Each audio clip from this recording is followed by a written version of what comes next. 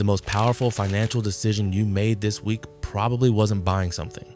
It was tapping a screen. No cash changed hands. No coins.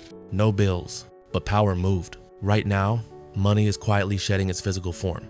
And when money changes shape, power always follows. This matters because for most of history, power and money were tied to something you could touch. Gold, paper, vaults, borders. Now money lives as numbers on servers.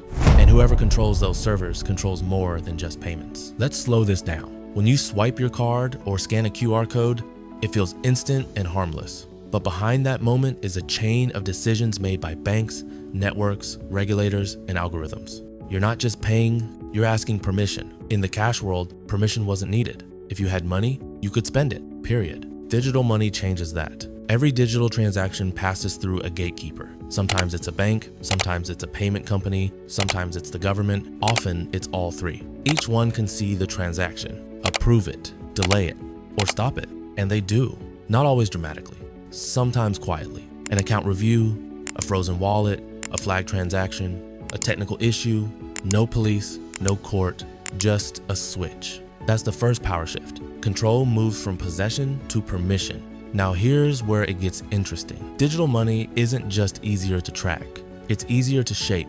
Cash doesn't expire. Digital money can. Cash doesn't care how you spend it. Digital money can. Governments and central banks are actively experimenting with this. Not in theory, in real pilots. Money that can only be spent on certain things. Money that expires if you don't use it fast enough. Money that moves differently depending on who you are.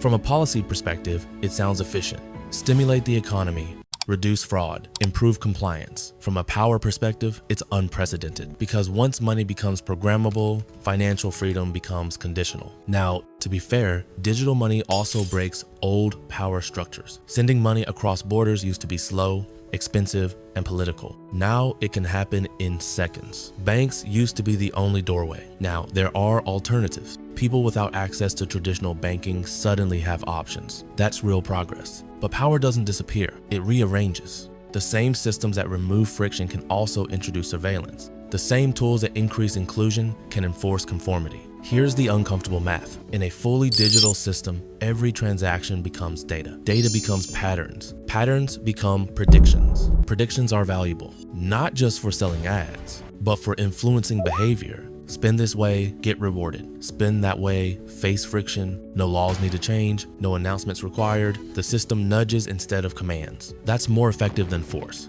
And here's the irony. Most people don't mind any of this because digital money feels safer, cleaner, smarter. No one misses carrying coins. No one loves ATM fees. Convenience wins. But convenience has a habit of hiding costs until dependence is complete. History shows this pattern over and over. When money centralized, empires rose. When money decentralized, revolutions followed. When money went digital, power stopped being loud and started being invisible. Today, the debate is framed as old versus new, cash versus crypto, banks versus technology. That's a distraction. The real question is who gets to define the rules when money itself becomes software? Because software always reflects the values of the people who write it. And once those values are embedded into money, opting out becomes harder than we think.